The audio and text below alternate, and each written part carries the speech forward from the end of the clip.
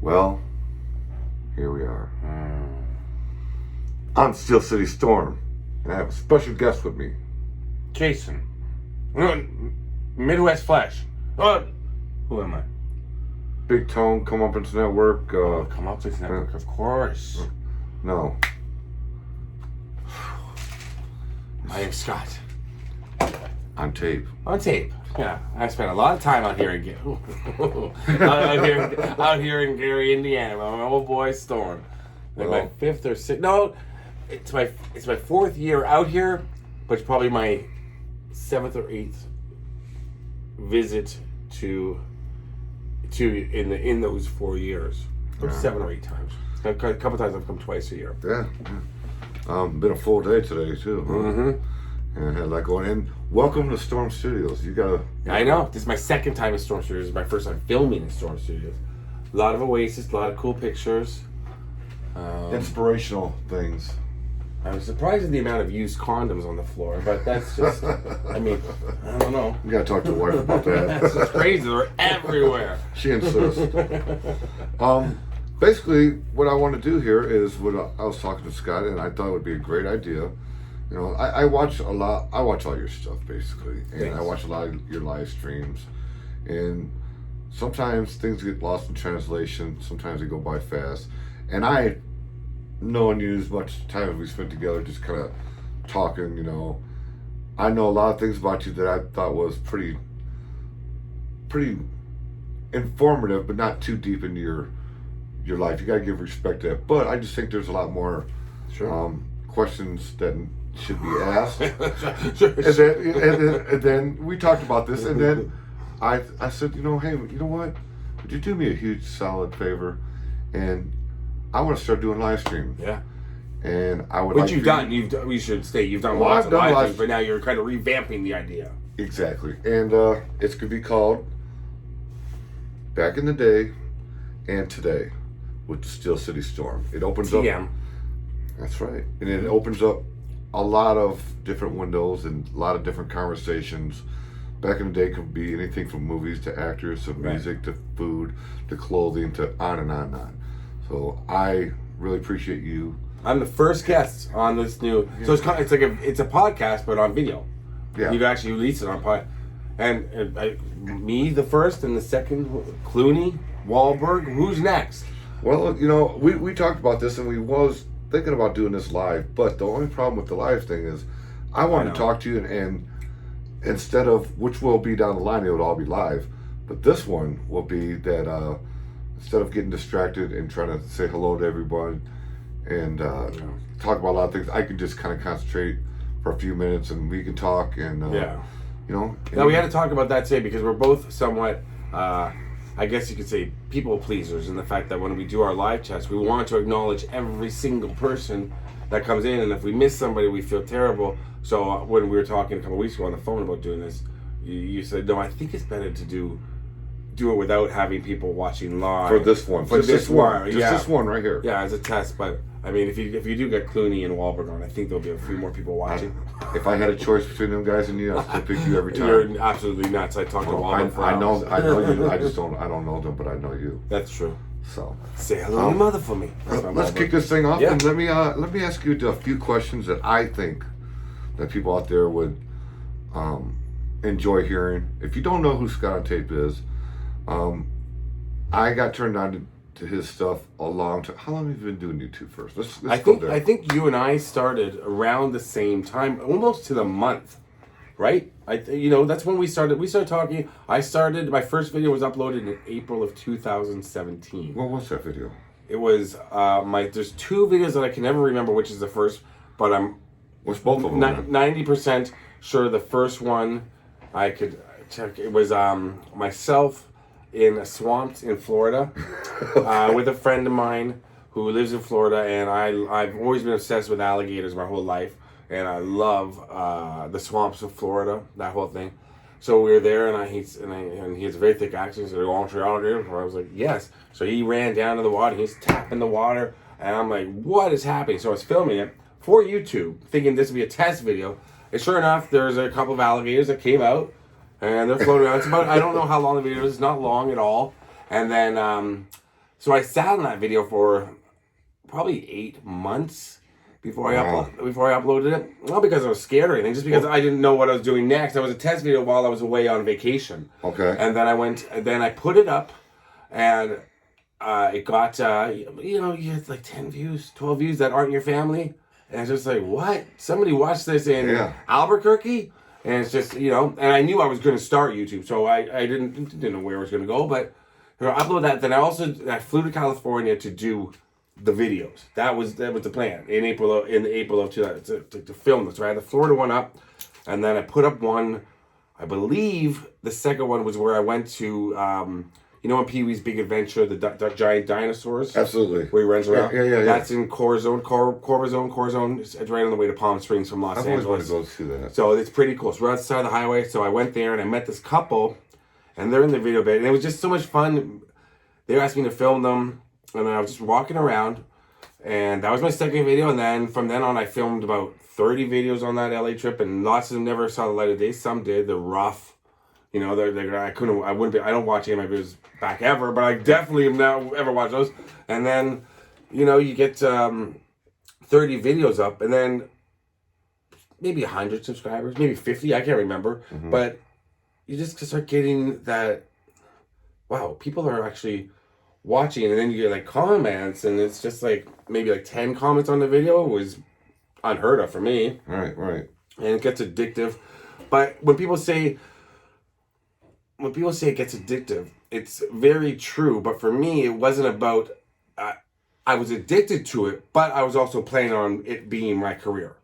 This is what I was planning on doing. That early. Oh, yeah. I want to do this. Before I started YouTube, I said, I'm going to do that. And this is what my channel's going to be. My channel's evolved. But yeah. Absolutely. Well, I remember when we met, you were We Are the Rest. We Are the Rest 2050 was my first channel name, yeah. And I made I went out in the freezing cold in December of, I guess it would be 2018, into this valley near my house. Not a valley, but with my dog. And it was the coldest I've ever been in Toronto. And I made this big announcement that I was going to change the name because nobody could read the name and the numbers in it. And I was going to be Scott on Tape. And like 300 people watched it. And I was like, wow, I just got to make an announcement about a channel name. And people actually cared. And it was just, but like I said, I'm addicted still to uploading all the time, to editing, but it's the job. But when I got the first video or second video and the comments, sure, that's addictive. But in my head, I was like, okay, well, that's part of the process. Mm-hmm. Because I plan on making it my career. So you planned it that early. You said, this is what I want to do. Yeah. I started saving the money. I started putting... That's why I didn't upload for so long, the first video I shot, because I had to save so much money because I knew I had to go to LA to film, and I didn't have lots of, I had to save for my job. And then when I came back from LA and uploaded all those videos, and it started to get, not heat, but, there's like maybe 200, 300 subscribers, and I ran out of videos. I was like, oh, shit. Now I got to go somewhere again. I didn't take that into account. That shows that I was planning everything, but I didn't really think, I was like, oh, now I got to go somewhere. I've done with the LA videos that I put up. Now my channel is about going to pop culture places and stuff. So I took time off work again and drove down the East Coast and filmed a bunch of stuff there, and then went from there. A lot of people, there's another thing, we talked about this, kind of went over a few bullet points about what I want to talk to you about. And one of the things I found interesting, and I think the people would find interesting in this interview, is you actually worked in a restaurant. Mm. And you told me that the people that ran the restaurants were really good to you, and they allowed you time off to go film, and you always had your job open when you came back. What gave you the drive to say, I want to do this? Did you see anybody else doing anything? Did you have an idea in your head? Was it from watching movies or videos to say, I want to see that? I mean, what is that, the core drive of you wanting to say, I want to do this forever? I guess the core drive is I want to be an actor since before I can remember. That was the only thing I ever wanted to be. And you've met a lot of people when you were young. I seen you post a lot of pictures. Because I was in the Toronto film industry trying to be an actor and working and doing little tiny the roles and trying to get independent films off the ground. So I was working all the time. Have you ever been anything? Oh yeah, there's been lots of little movies. What I've done my own stuff, and that some of it got buried by the company. I've done, which was a long story. We worked 4 years, me and my best friend, on an independent film. And it was going to be released and everything. We got paid for it, and then the company sold and they buried the project. It happens.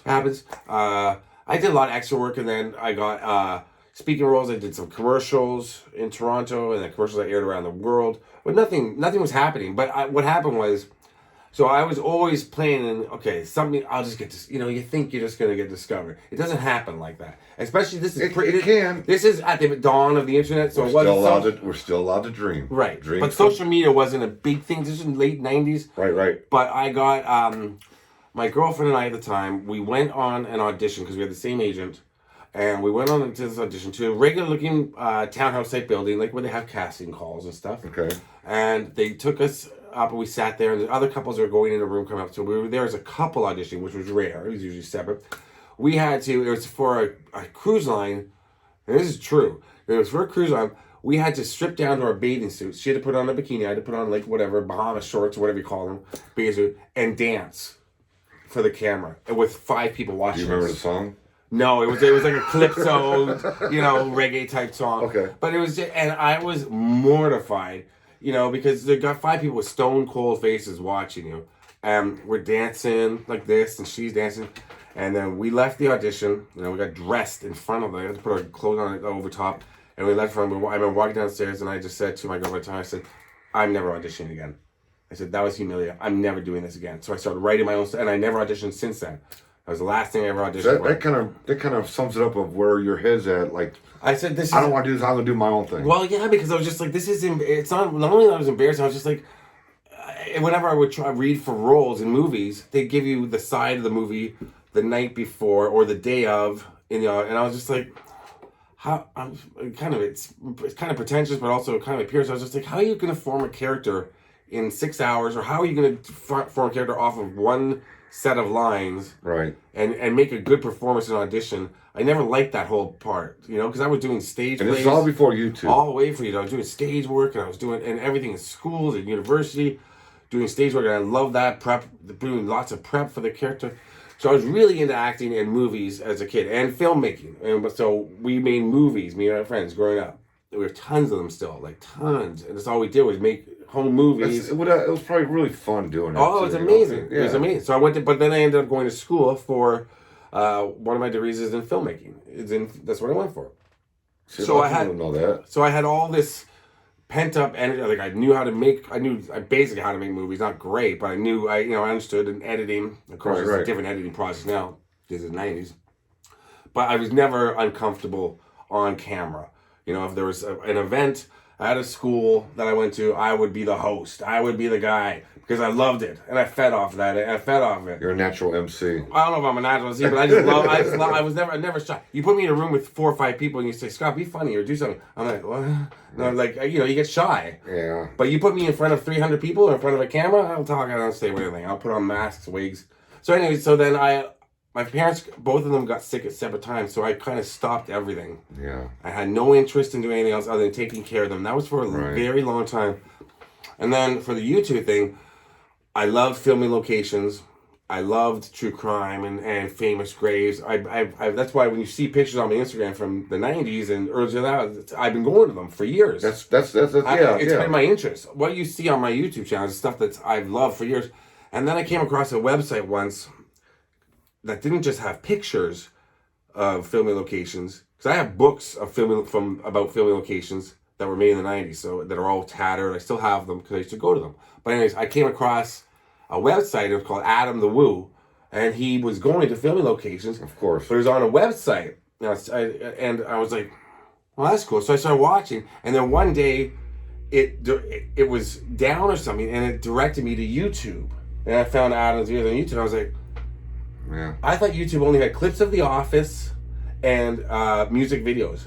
I didn't know there were channels. This is literally 2015. Let's face it. Adam the Woo he laid the groundwork. I didn't know for everybody to go do filming locations. I watch Adam the Woo too. I'm a huge fan.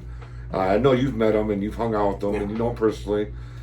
I haven't, but I know that when I started watching him, there was one where he talked about what he does. He kind of sat in the middle of the street in a chair, talk about how he lives off his van and what his plans are. And I found that very fascinating. I was not in a position to do anything like that. But let's face it, most people would say, man, I wish I could do that. Well, and for Adam, the amount of time we spent together, he told me, I mean... Big shout out to Adam. Yeah, big shout out to Adam. He's the best. Yes, he is. He struggled, like anybody would, starting a new job, a new career. So, like, to live in your van and just go around filming is a big thing. But honestly, when I saw him on that, the website wasn't just it was on YouTube. That's when all of a sudden on YouTube I started seeing cooking channels. I started seeing I really only ever looked up Office clips from The Office or music videos of my favorite artists. Right. I didn't. Nothing on YouTube was ever suggested to me But once I started watching some of the videos. All of a sudden, brand new. And then I found all these, and I was like, people make channels about unboxing presents from Walmart? What is happening? And then I was just like, this is what I'm going to do. So I started saving money. And I feel the same way. I started watching him, I watched him do, like, anything. I mean, it wasn't just, filming locations. He was doing closed down parks. Oh, yeah. And doing all these cool things. He's like, I never thought of that. Yeah. I would never have thought of going to see that. And who would know that they're still around? And when you see that, it makes you want to do something, but you don't want to get on somebody else's idea. You want to come up with your own thing. Yeah, so of course. How did you decide that it's worth me to just get out there in the car, start traveling, and go do? Were you confident in yourself that you can do that, or did you have a different idea approaching YouTube other than doing what he's doing? Yeah, because I mean, I knew that. Once I saw Action, I saw there were other channels doing the same sort of thing that Adam was doing. I don't know if they were around before him or not. Yeah, they're probably afterwards, I would assume. But I just saw other channels, and I was just like, well, all the stuff I'm interested in, it seems like there's an audience for filming locations, for graves, for stuff. Eminem and Michael Jackson. I did so much on Eminem and Michael Jackson in my early years. I still do, but I would get a lot of views, and then I got huge views on one of my Michael Jackson videos where I went to his grave and I pointed out where he actually is in the mausoleum, and that went just exploded one time. Well, you're the first one to do that too, weren't you? Other people have been to his I'm the talking mausoleum. about the first one, though. I'm talking about the first person. No, other people were there before me. Okay. But I was the first one to say, hey, if you're a Michael Jackson fan and you're going to come to the mausoleum, you can't go inside, which I have been inside now, by the way, and that's on my channel. Check that out. I've been inside the Great Mausoleum, which was awesome. But don't come and just leave the flowers in front of this door. Why don't you take a little walk down, around, and go and look up at that one stained glass window, and right below that window in the very back, that's where Michael is. A lot of people are going and taking a look inside through the cracks and through the glass. You're not going to see where Michael is, but if you walk around back, that's where he is. That's where his sarcophagus. So I pointed that out, and I called it Michael Jackson's real grave location or something. And I remember that day I was filming something up in the valley, and I was like, should I drive? Like, I didn't know LA that well at that time. I was like, it's in Glendale. That seems kind of far. I was like, okay. So I went, and back then, and I was walking around, blah, blah, blah. It takes me 16 minutes before I even get to his grave. I'm pointing with the fan. I love that. But I'm walking around talking, so I watched it every time, because it's my top video still. When I go into my YouTube studio on the laptop, it shows your top video, all that. So I hear when it starts up, I hear that video every day. I'm like, oh, dude, shut up! Stop talking and show what you're supposed to show. It's I'm proud of the video, but also you look back. That really got you going, then. I mean. Well, then it took about 7 or 8 months. I was back in Florida, and I was in a hotel room with 2 friends, a couple. That's not how it sounds. They were my friends. They were a couple. We were all hanging out, and all of a sudden my phone, because I had YouTube hooked up to my phone, where if somebody subscribed, I would get a notification. Mm-hmm. I don't have that turned on anymore. I disabled that, but you could have that back. I don't know if you still can have it. All of a sudden, it was one night around 7 o'clock at night, and we were in this hotel in Florida deciding what we were going to do. My phone started going ding, ding, ding, ding, ding, ding, ding, ding, ding, ding, ding. And I was like, what the hell is happening? So I looked at my phone, I was like, oh, there's a lot of people subscribing right now. I couldn't figure it out. And then all of a sudden comments started coming out. It was all Michael Jackson. So I went to the Michael Jackson video. It went from like 400 views to like 10,000 in like an hour. Wow. And then it went to 100,000 views by the next day. So it got into some weird algorithm, and I went from like 500 subscribers to like 2,000 in a day. And to me, to anybody starting out, that's a huge jump. You hit the 1,000 mark, which is a big milestone for a YouTuber, and it just blew my mind. Well, let me segue from that into me and you meeting. Yeah. I watched your stuff because you were doing filming locations, and the one that I remember, the one that caught my attention was you doing Jeepers Creepers. Right. Yeah. Oh man. Is that where you messaged me, or I was just leaving a message saying, you know what, man, you make me want to do something like this. And Joel too. Right. You know, they were doing the Gary schools and all that stuff, but we have the Michael Jackson home right in our backyard. We had the old sites and everything, and I remember after you started getting into Michael Jackson stuff, you contacted me, and that's when we went out and seen like these loud. Well, you said if you're ever in Indiana, and you know, we were right here, we were writing back and forth, and I was like, this guy's cool. And that's how we really started communicating. Because we wanted to collaborate, and you were going to show me around all the places. And when I came here, you, your brother, and a couple of other guys, but it's you and your brother, most of you. You know, you both are big guys, physically intimidating, and somewhat it seemed like that back in the day to me, but it's just, to me, it was like, wow, I'm hanging out with guys that are like these big rough guys walking around Gary, Indiana. It was exciting for me, and you guys were so nice. So it's such a juxtaposition. Because all I saw was pictures. You already remember, all I saw was pictures of you looking at the camera like that. So I was like, these guys are like some tough motherfucker. And I come here and they're like the nicest, like, not at all, like, you know, not like that. We're not, yeah. So you and I hung out, we hit it off with the family. Now we're married in a throuple. Right. And you've been down here, we've hung out maybe 4 or 5 times, something like that. 4 or 5, way more. 6 times, maybe 6 or 7 times. But anyway, we've become friends, real friends. I mean, and for me to see you succeed and do what you do, because first off, let me put this out there. Anybody knows what I do is a lot of stuff. It's raw. It's Gary, Indiana. It's about what it used to be and what it was, and it's for a lot of local people. You know, like my mom and the older people that watch the channel. They're like, "Oh my God, thank you so much. This brings back so many memories." Even though the abandoned school is abandoned and it looks rough, and it opens up memories for a lot of people, and that's where my addiction got into it. It's like, you know what, this is really cool that I'm filming these places that are bringing back memories that people would never thought of. You get those comments that are emotional. That's you read where that. I'm in. Oh yeah. And then to sit back and start watching the stuff you would do, because you're doing something different. Like you're going to all these movie locations. I'm like, wow, that must be. I know it's a lot of work. I know this, but for what you put out there for us, the viewers, and I'm sure I speak for a lot of people out there, what you put out there for us is just like, it's almost like being there with you, you know? And I mean, the Jeepers Creepers, all the stuff that you do, you know, what is your favorite? No, that's so. Well, Jeepers, I know what you're ask, but it's so cliche about your favorite ones. I mean, to be honest, aside from like 2 videos I've done out of the almost 800 that are up now on my channel, every video has a personal connection. I have a personal connection to either the artist that I'm talking about or the place or the location. Every video when someone mentions, say they mentioned a video I did 3 years ago, I can be like, oh, I did that? Like, I can't remember. But then when they say, oh yeah, you did this and you were here, I'm like, oh yeah. And then I can remember almost exactly that day. I remember where it was. So every video is actually special to me because it's all my interests. Right. And I don't fake it when I'm on camera.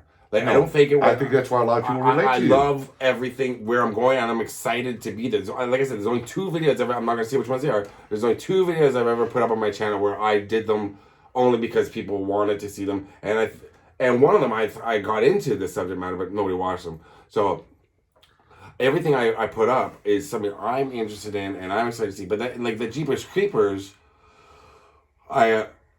it's one of my favorite movies, right? It's just, I love the movie so much. My daughter creeps her out so bad. It's such a good movie. It's really still scary to this day. But that road, you know, the Jeepers Road, the Tiger Tail Road in Florida, and I just got to the road and I was like, this looks exactly like the movie. And like, cause I've been to movie locations, but that one was special because it was a bright summer sunny day in Florida, and there I am trying to find the tree the creeper was beside, where he peed beside, where the car crashed, and how they filmed it going back and forth. Then I found the abandoned church, which is. And by the way, if you have not watched those ones, watch them. And then I did make a mistake on the first one, but I went back and I made a special point of when I was back in Florida to drive 4 hours out of my way to go back to a location. Say I made a mistake last year. This is the actual location. And I can remember going back to that. It was the meatpacking plant. Going back to the exact location. People still write to me on that and say, "No, that's not the real location." I'm like, "Dude, I've seen I'm that. like, dude, you look at the background when I show you." And you can't explain it sometimes. It's like people don't. But I love everybody that watches. I'm just saying sometimes you have it. They don't want to believe it. But I can remember that day. This guy came whipping up this road, the side road beside me, and I was on camera. That was the first time. A car came like so fast beside me with so loud with music and like I think they honked the horn at me and I turned around and I was like, "Shut the fuck up!" or something like that, which has now become not a trademark of mine, but people expect me to yell at cars, and that's something I do in real life anyways. He yelled at a bee today. I seen him. Because I remember, I used to, because when you first saw YouTube, when I was first doing it for the first year, I was not putting on an act, but I wasn't myself. Right, you got to find your. I was being very clinical and then sometimes I was trying to be funny and I don't think it came across. And then my mother and one of my friends both said to me at the same time, said, "Yeah, we like it, but it's not really you." And I was like, "What do you mean? It's everything I like." They're like, "Yeah, but you're not you on camera." I was like, "Yeah, I am," but they're like, "No." And they're both. And my mother, who knew me better than anybody, she's like, right. Like, "That's not you." Some of the way you talk. She goes, "You're more." She goes, "You're more casually funny," and I was and she was explaining it in a nice way, and then that's when everything kind of changed for me in my head, and for my channel, I started not trying to, not bombard people with information about the place, not trying to be a host. I'm just myself. And I think it changed. It changed everything for me. It changed everything for the way I present. Because every video I do is natural, unless I'm playing a part, which I've done in some videos. I play a character and dress up. But everything else, when you see me at a grave, or it's a somber thing, that's how I feel when I'm there. When it's a film location, I'm having fun. I'm walking around. I believe that's why a lot of people like. Yeah, you come across as genuine, and that's one of the reasons why.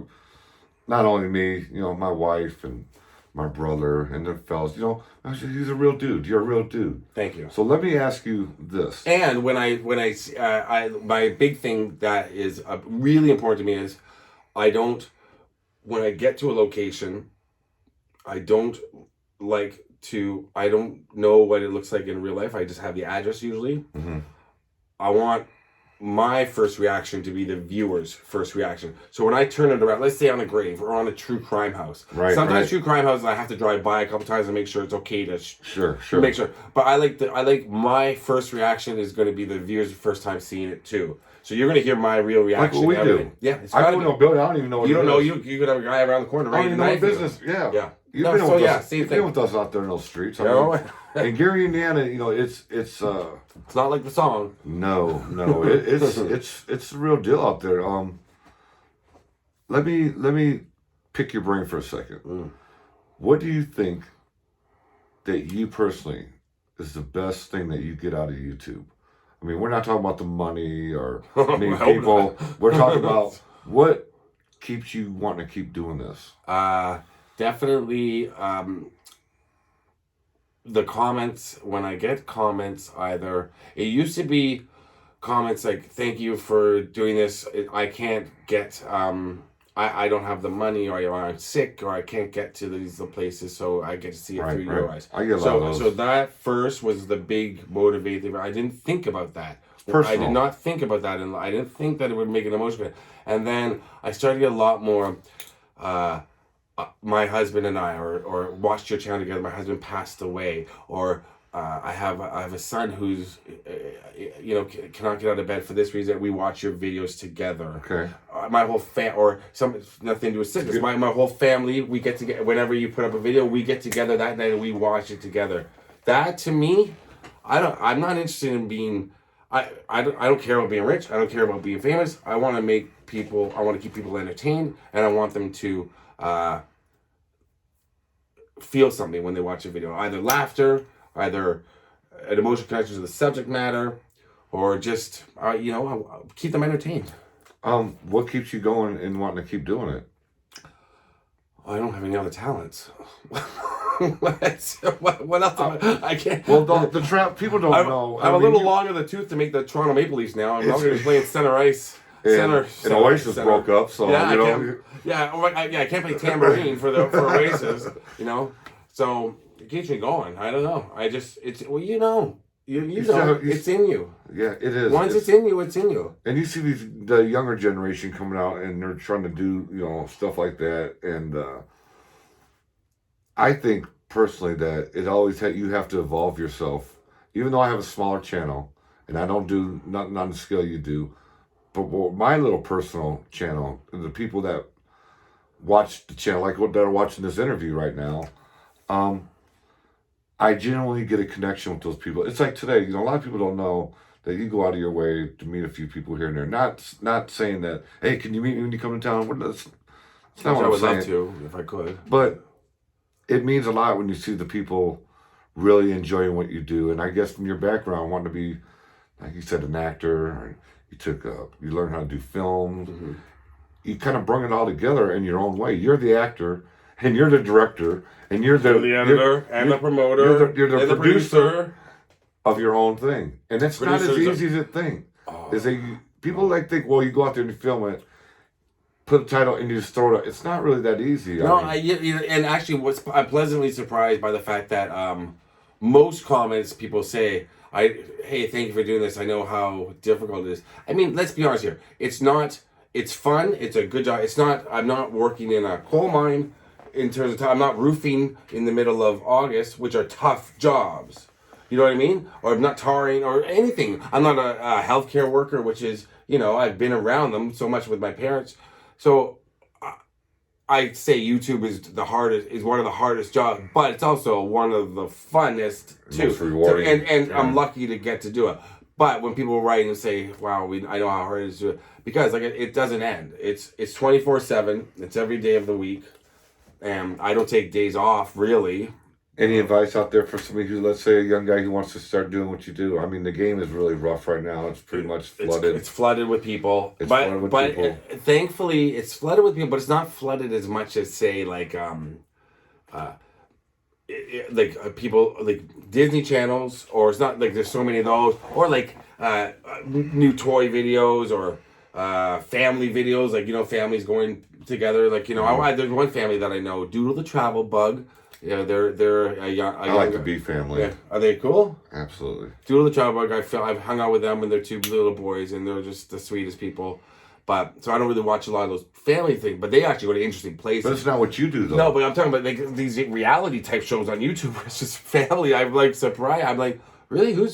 Hey, to each their own. But my advice. Let me be more specific. Okay. Maybe I'll make this easier for you to answer. What if I was into doing filming locations? What advice what would you tell me that you're going to encounter, like the hotels, the stays? I'd say, first of all, you have to get divorced.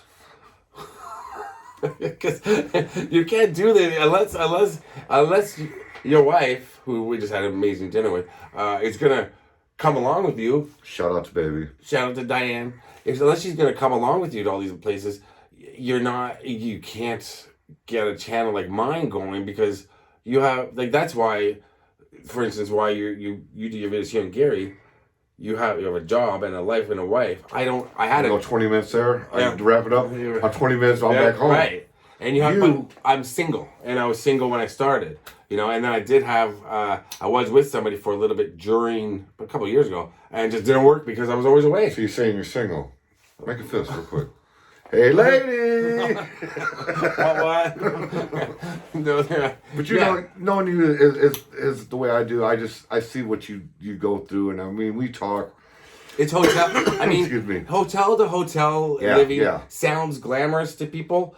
and I get it why it does that. Like I used to love hotels and motels, especially as a kid, teenager, going away with friends, and then at the start of YouTube, I used to love it. I thought, oh man, hotel, exciting, man, it's exciting. Yeah. And then slowly, as when I got my dog, I was like, oh, I gotta leave my dog in Florida, and then slowly it became another hotel.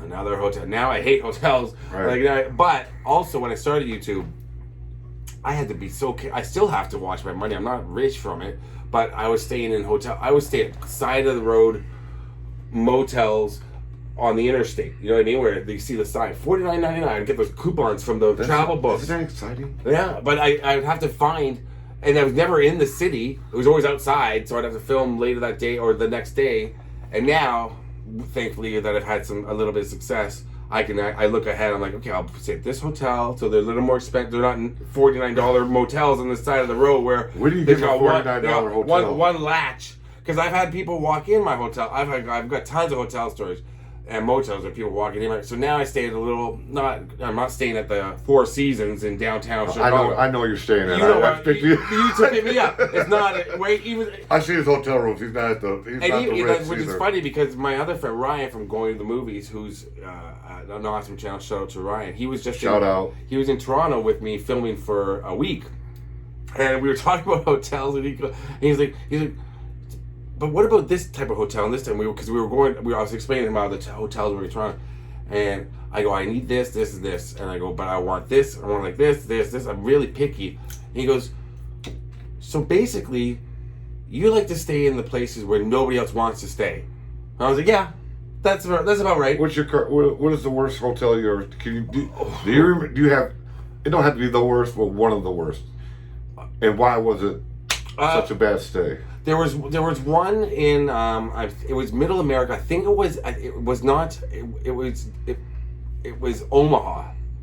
Uh-oh. And it was because I stayed 2 nights at 2 different hotels because the first one they would not put me. It was a tower hotel, which I don't stay in. I only stay on like 2, 3 level, 4 level. That's it. So I checked out that one. I went into another one, and at that time. Now, if people watch my channel, they know I need a hot tub each night. I want a hot tub in the pool area. Do you scrub out the hot tub before you get in there? No, the hot tub in the pool area where everybody's in. I don't know what's going on. People tell me there's a cesspool of germs. I'm like, I don't care. They dump a whole bottle of bleach in there. Yeah, you're good. It smells like chlorine because I have a bad back, so I love it. But I went to this next hotel in Omaha, and I remember I was like, oh great, they have a whatchamacallit, a hot tub, and then. The guy behind the counter was just not really interested in anything going on. Didn't care. And then told me where my room was. I walked down the hall, and it was a flat hallway with flat doors, like a hospital. Was it like the indents for the doors? I was like, this is really weird. And then I walked to the pool area. Sorry, we just had dinner. Sorry, something. Right. I walked to the pool area. The water was green, and the hot tub was full of cement bricks. And I was like, well, there goes that. Gets worse because I've had people I found in LA. I've had prostitutes in my. I've walked in and I've had people sleeping on the couch of the rooms. They check in had some crazy shit out there. But in the brass one. So then I opened the patio doors because it was like a courtyard, and it was all cement, and there's like 4 businessmen standing out there. Smoking. I was like, this is just and they all look miserable. So I go to sleep and I'm like, okay, I'm out of here in the morning, whatever. And I go to sleep, and then you know how you in a horror movie and in real life when you can sense somebody's in your room? Oh, yeah. I just woke up and there's a guy standing over my bed. What? Yeah. A big guy. And I went, dude, and then the door shut behind. So he's one of those doors that took a long time to shut.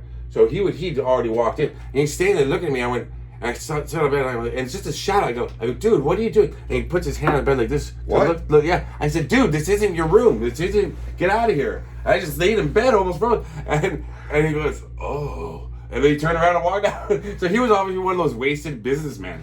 That's one of the worst experiences I ever had. But I went right back to sleep, which is crazy. You think you'd check out?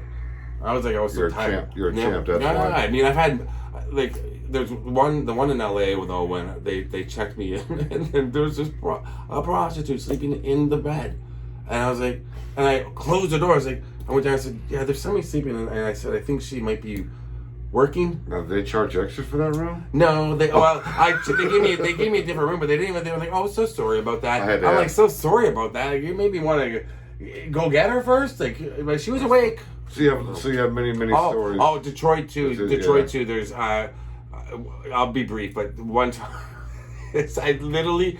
Okay, this is fun. I checked in, and the hotel that I stay at in Detroit now is right across the street from the motel that I could only afford. I can only afford $70, $60 a night. Right. So, but the hotel I stay at now is right across the street. So every time I go outside in my car, I see it. And I see the room where all this occurred. So one time I went to Detroit, early years of YouTube. I got there late at night, and the lobby was pitch black. I was like, what's going on? I said knocking on the thing. I was like, is anybody here? Is anybody here? And all of a sudden, a little light, like a table light goes on. And it's, I guess the guy that worked there, he goes, oh, sorry, dude, here. And he's there with a woman with her shirt off. Full boobs hanging out. And I'm like, dude, what now? He goes, sorry about that. And so then she walks up, after he's checking me in, she walks by me, still shirtless. I was like, this is nuts. So then I go and check into the room, phone rings. When I'm in the room, phone rings within 30 seconds. And it's, hey baby, are you staying in the room too? Something. I was like, who is this? She goes, I just saw you come in. Are you in that black SUV? I was like, yeah. She goes, look out your window. I was like, no. And she goes, just look out your window. Look out your window. So I went and looked out, and sure enough, there was a lady of the night, if there was some call, standing beside my car on a cell phone, and she just called. She saw me check in, saw a room, called the hotel, and said, "You want any company?" I said, "Of course." No, I said, "No, I'm fine, thank you." Oh my God. Wow. And then she called back again about an hour later to check on me, which was nice. Better than the friend Jazz. She called me down to check on me. She said, "I just seen if you still want something." And I said, "If you still," and I said, "No, I don't. I'm good, thanks." We're talking about a continental breakfast, huh? Yeah. That's room service. But I was so scared about my car. But she was actually really nice. So I've got tons of stuff like that. Well, and they usually involve people just approaching me and coming up to me in weird places back in the day. So how do you feel with where you're at now and in your YouTube? And I see you do a lot of live streams, and I know that people really are getting into what you do, and it's good to see that. I mean, they enjoy what you're putting out there, and so that has to be a good feeling to know that you're providing content to people who are, because some people don't want, what, the news is depressing. The TV shows are a lot of crap. I mean, there's some good ones, yeah. The music, people want something different, and people. I mean, they say people watch YouTube more than regular TV. Like YouTube is the most popular medium for entertainment now, and I mean, I love it. The fact that my live streams get like high views for me, and people watch them the next day, or 2 days later. I'm like, really? And now remember, everybody, that you're seeing this on my channel, the Steel City Storm. This is Scott on Tape. He does a lot of filming locations. You've been doing a lot of grave sites lately. Yeah. You do you have a lot of different variety True of crime, things. If somebody was to say, well, why should I go watch your channel? What would you say to them? Say, if you like pop culture, if you like anything to do with pop culture, you'll find there. If you like anything to do with pop culture, you will at least find something on my channel you like, because I do my obsessions like Nirvana, Kurt Cobain. Let's stop. Let's do Oasis, right? Let's stop the clocks. Let's stop the clocks. Yeah. That was incredible. The Oasis, the Kurt, the Nirvana, the van. Oh, the Mel van. The places he was at, the garage. I got another one coming that's even crazier. Nobody's ever done that. No. Nobody's ever. You're the only person to ever do those spots. No, nobody's ever done. Nobody's ever found the Mel van. That was incredible. And the one I have coming, that I got it. I'm working on it slowly because I had a tour guide. I had a guy from Olympia who knew Kurt. Is with me in the video through the whole thing. Nice. So he's taking me some obscure places. Nice. Now, if you're a casual Nirvana fan, you might be like, oh, that's cool. If you're a casual fan of my channel, a viewer of my channel, you might be like, I don't care. But for hardcore Nirvana fans, these are holy grail sites. these are sites that you're not gonna, you may not even know about, but some of them you'll be like, oh yeah, I don't want to say which places they are because I can't wait to show the video. But I went to some places to show them what they look like now, or if they've changed, or whatever. And it's just anything. So, like, there's stuff about Kurt and Nirvana. There's stuff about Foo Fighters, but stuff about U2, Eminem, Michael Jackson, everything I love. Dr. Dre. Pop culture. And then I do stuff about, I do old Hollywood. I'll do newer artists too that maybe some of my viewers are in the 35 to 45, 55 range where you get. I'll do stuff on Lil Peep and stuff, other artists that I enjoy that I think have an interesting story. XXX Tentacion, Pop Smoke, newer rappers who there's an interesting story about, sadly, about possibly how they died or what they did in their life. But there's, I do fun videos, just walking around towns and talking about. But it's got to be. I really have to have a pop culture connection in each video, which is something for me to make it work for me. Well, let me ask you a personal question that I just thought of, just hearing you talk about the Nirvana. What do you think is so obsessive with Nirvana? Why people are so obsessed with Kurt Cobain's life? I mean, it's not the whole. Let's face it. The whole David Grohl, the whole band is one thing, but Kurt. What do you think is so fascinating, and why people are so drawn? As a pop culture expert, and somebody who's been there, did you pick up anything? I mean, what do you think about? I mean, what is the obsession with it? The obsession with Kurt starts in in the early 90s with the fact that, and not for the kids who listen to him nowadays, which is great. I love that. I love it. It's great. Although I do sometimes when I see younger people wearing a Nirvana t-shirt, I'm like, is that a fashion statement or do you love the band? Well, when they came out, they kind of smashed all the hair bands and everything, and that was that's what I was going to say. Once they came out, that was it, man. I remember it. This is the obsession with Nirvana for a lot of people. Nirvana. So I say Nirvana. Nirvana is a Canadian pronunciation of it. I always joke about that, but it's true. It's in the back of my head. Is load up on guns, bring your friends. That's the first refrain from Smells Like Teen Spirit. You hear those those opening drums.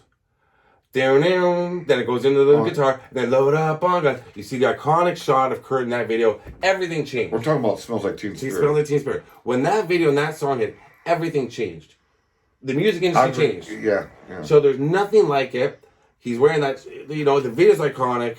Been to the location, watch it. It's on my channel. Did you do the location of the video shoot for that? Yeah. Okay. I don't remember if I see. Yeah, that was. I watched so much of your stuff, and. No, that one kind of fell through the cracks because I was doing other things in LA. I think I did see it. But I love it. Where was it shot? Where was that? It was shot at a little. Trying to remember the name of the studios.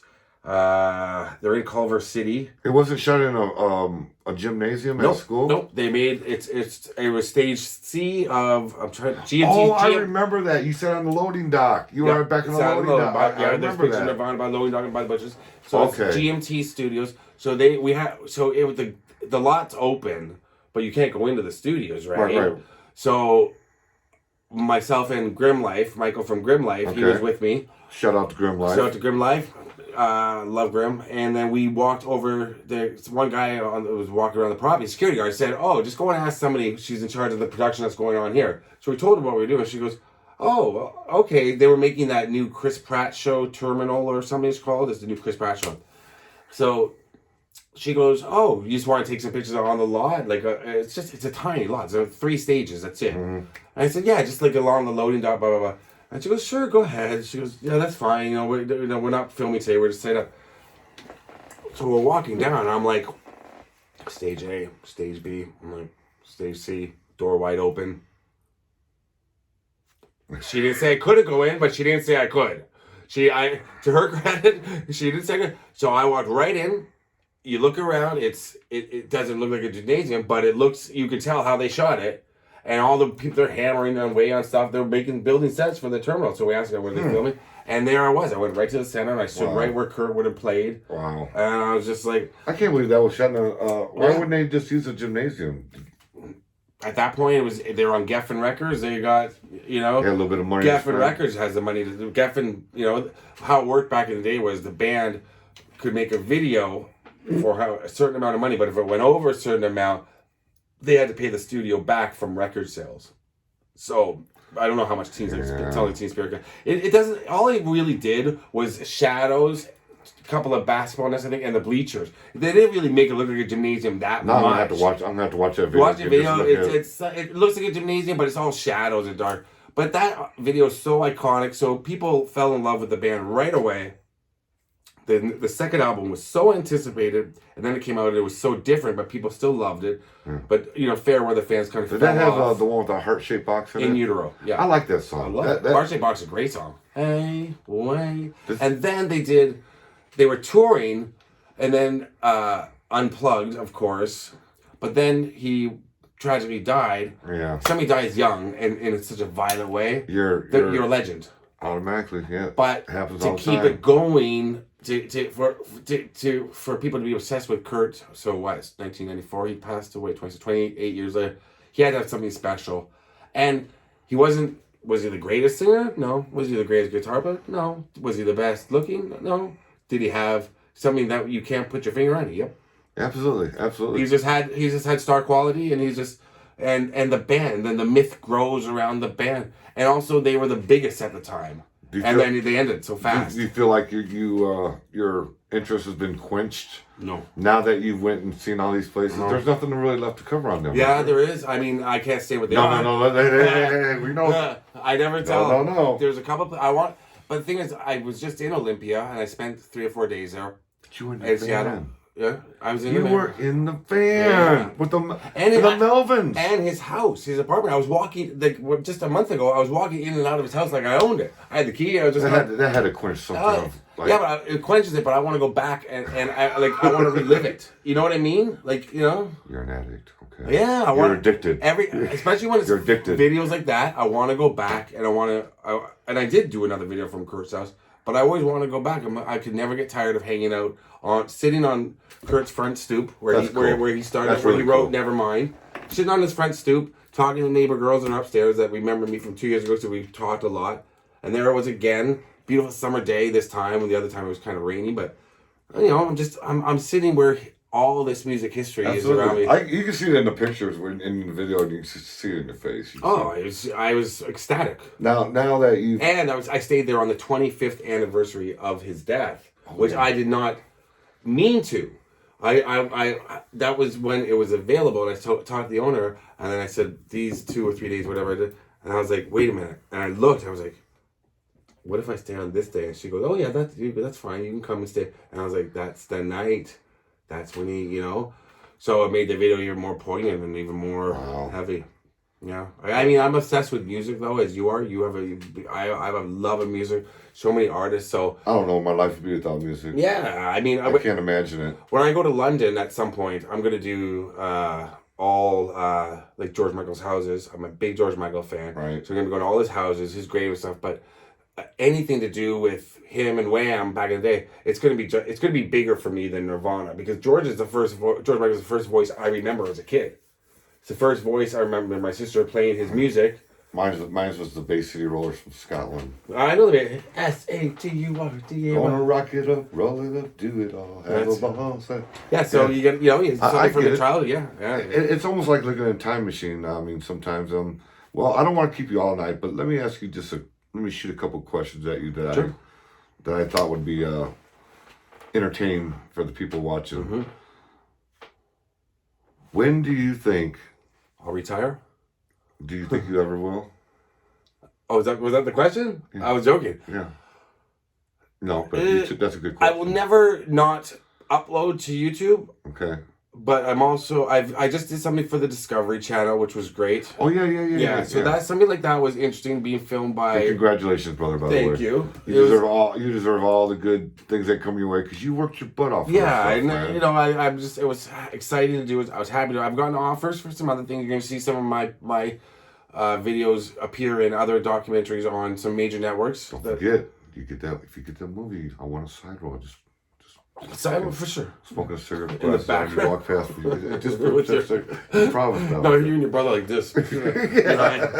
But I'm not a fool that I'm like I've turned down a few things, and I'm just like, if I have the opportunity to do something like that again, I'll do it. If I have the opportunity to do a full length documentary that a company says, no, it's going to be for this company. It's going to be for this platform, not YouTube. I'll, and it works for me and I want to do it, I'll do it. But I will never not upload to YouTube at the same time. Thank you. You guys hear that out there? You have to worry. Never. You're like I've had to turn down offers because they want. I don't want to get into it, but I've had to turn down offers from some pretty major companies who wanted me to do stuff for them, but I had to stop the channel. Right. That was part of the thing because they don't want my part. I can't have it on both. Sure. And I said no, because I don't. That's a one time. First of all, that's a one time paycheck with maybe one residual check. What if the show doesn't take off? Right. And then all of a sudden I haven't uploaded on YouTube for a year because I'm working on this YouTube. I don't make a ton of money, but it's paying me. Well, it's paying me each month. So and that I need. I don't want to risk it all for the biscuit. Risk it for the biscuit. I'm gonna. YouTube has been very, very good to me, and the audience has. Wonderful. So I don't want to Sorry drop it down. for a second here. I just want to find something here. No problem.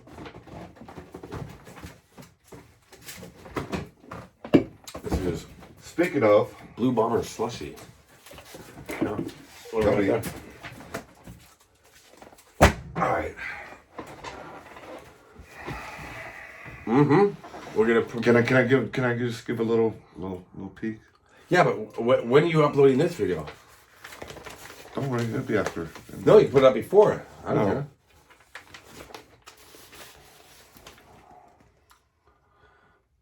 So you're in the newspaper twice in the past month. I don't On the like cover.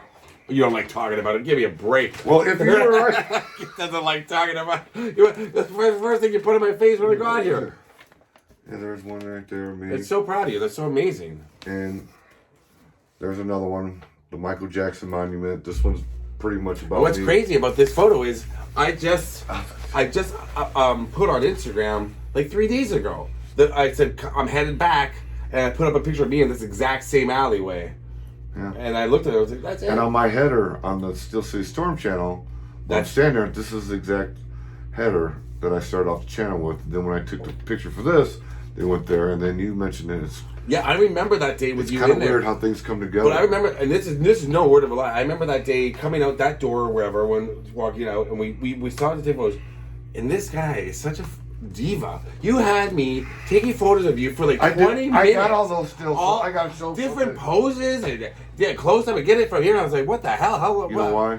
We have so much damn fun. Yeah, I guess so. It's hilarious. Yeah, you're worse than me. I'm always like, shoot me from above, light me like I'm Elizabeth Taylor in a White Diamonds commercial, because I'm getting up there. Powder my forehead, not too. Put enough gels and stuff over the lights, wipe me out. And now, because back then I was just like, oh, let's take a picture. Right now I'm like, oh no, you can't shoot me from the side. No, you can't shoot me right. No, you gotta shoot me right on. You gotta shoot me this way. Well, like I told you earlier, we when we first started talking about the video, I wanted to go live, and then we said, you get so distracted, this and that. But I told you about my idea back in the day and today. It's going to be a live stream, and I just want to let you know that I really appreciate you taking the time. Of course, I love it. To come over here, sit down and do this, and I think there's a lot of things people don't know about you, and certain things you don't want to put out there, but with a little bit of the insight that you showed us today. You know what I think it is, before, not to interrupt you, but... No. It's not that I don't want... There's stuff... Canadians, I'm Canadian, did you know that? We have a very... Have I mentioned? We have a very strange way of looking at life and looking at ourselves, and it's a very Canadian way.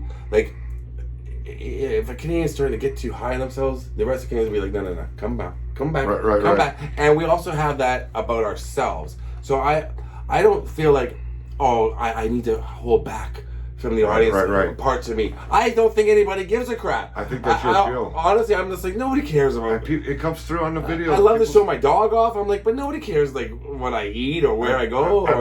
I still miss the finger thing when the finger. I do that still. I do talk about it. As much as you used to, though. No, because I calm down with the camera, because I'm still spastic with the camera movements. Put on the masks. What? No, I was going to lead into this. Yeah.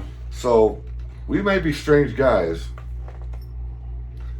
However, you have to know that we really do care about subscribers. Yeah. And me, speaking from my side of the fence, and I speak for I'm sure I can say something for Midwest Flesh, my brother, Big T, Joel, and all the guys out there that love doing the urban exploring thing.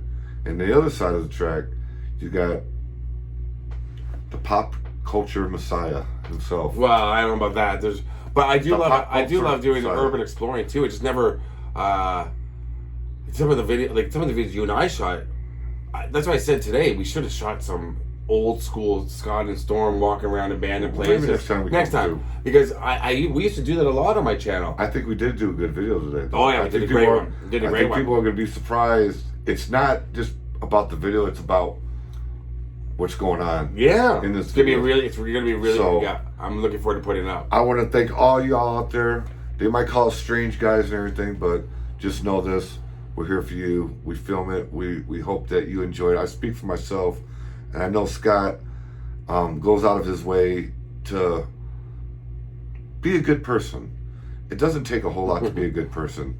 You know, if you're from Canada or if you're from Gary, Indiana, people are people. And so why should it be you and I should get along so awfully? Dude, that's all I'm doing. That's just that one. But you're right, though. It takes so much effort and time to be angry. It's easy to be angry. Why not be happy? And why not show your fellow? Be a good person. That's the way I live my life. Love one another. Love one another. That's perfect. Uh-huh. All right, let's be strangers. Put them out. So on that note, Scott on Tape, your pop culture guide. Lots of Fridays. A lot of horror movies I'm known for. The Steel City Storm. I'm still promoting myself. I do a lot of horror movie stuff. Let's not forget about that. He does a lot of horror movie stuff too. I'm Peace. Steel City Storm. Thank you once again. I'm Midwest Flesh. I cannot explain to you all how much you being here and supporting the channels and having fun with us means. So once again, make sure if you do not have them, Scott on Tape, Steel City Storm. Hope you enjoyed the content. Thumbnail right here. All right. Peace out, wait, everyone. we got to do thumbnails sent out like that then, right? We're gonna be looking at the camera though. Hope you enjoyed the interview. We'll see you next round. Thanks, everyone. Peace out. That's good.